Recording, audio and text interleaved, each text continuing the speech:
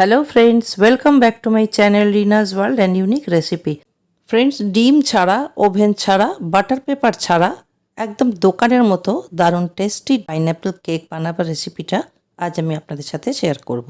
Pineapple কেকটা বানাবার জন্য প্রথমেই গ্যাসে একটা কড়াই বসিয়ে তাতে হাফ কাপ পাইনঅ্যাপল নিয়ে সেটা একটু নাড়াচাড়া করার পর জল দিয়ে ঢাকা দিয়ে 2-3 মিনিট সেদ্ধ করে নেব।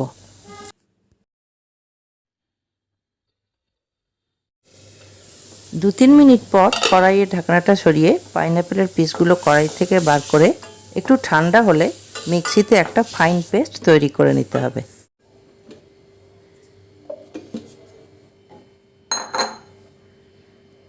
এরপর একটা বোলের মধ্যে হাফ কাপ চিনি, 1/4 কাপ রিফাইন্ড তেল আর হাফ কাপ দুধ দিয়ে ভালো করে নাড়াচাড়া করে মিশিয়ে নিতে হবে।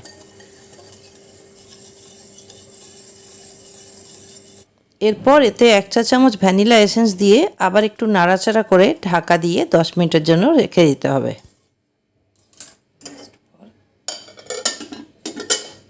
এবার ঢাকনাটা সরিয়ে হুইস্কার দিয়ে ভালো করে আবার নাড়াচাড়া করে এটা দেখতে হবে যে চিনিগুলো গলে গেছে কিনা।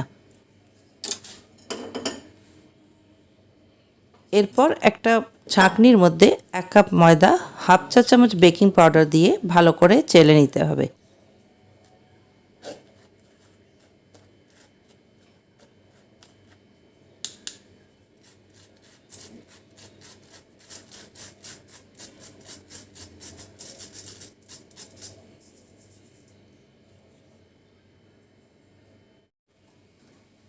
ময়দাটা ভালো করে চালা হয়ে গেলে তার মধ্যে পাইনঅ্যাপেল পেস্টটা দিয়ে সব ইনগ্রেডিয়েন্টসগুলো ভালো করে মিলিয়ে নিতে হবে। আস্তে আস্তে হালকা হাতে মেলাতে হবে যাতে এর মধ্যে কোনো লাম্পস তৈরি না হয়।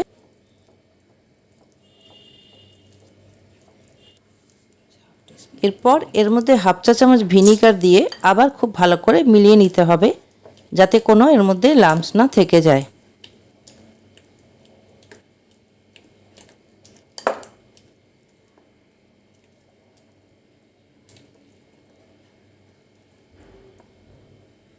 ব্যাটারটার কনসিস্টেন্সি এই রকম হবে, খুব বেশি পাতলাও হবে না আবার খুব বেশি ঘনও হবে না।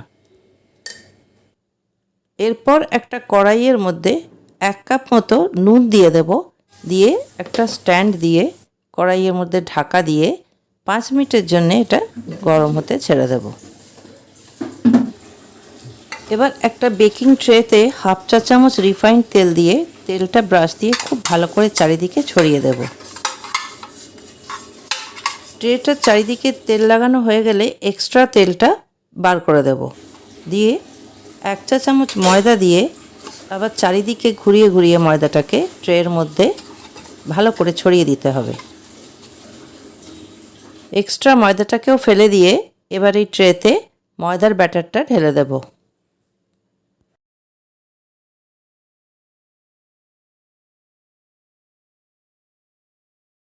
ট্রেতে ঢেলে দেওয়ার পর হাত দিয়ে একটু ট্যাপ ট্যাপ করে নিতে হবে যাতে কোনো এয়ার বাবলস না থেকে যায়।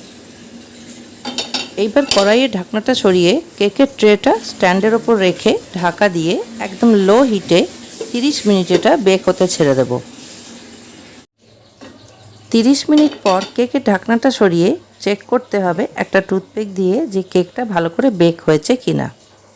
কেকটা একদম পারফেক্টলি বেক হয়ে গেছে।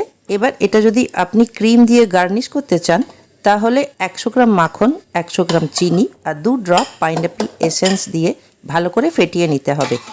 ফেটিয়ে নিলে ক্রিমটা একদম ফ্লাফি হয়ে যাবে। তারপর কেকটা আপনি আপনার পছন্দের মতো শেপে কেটে তার মধ্যে ক্রিম লাগিয়ে পরিবেশন করতে পারবেন। কেকের রেসিপিটা যদি পছন্দ হয় তাহলে একটা লাইক দেবেন, কমেন্ট করে জানাবেন, নিজের ফ্রেন্ডস অ্যান্ড ফ্যামিলিকে শেয়ার করবেন। Thank you.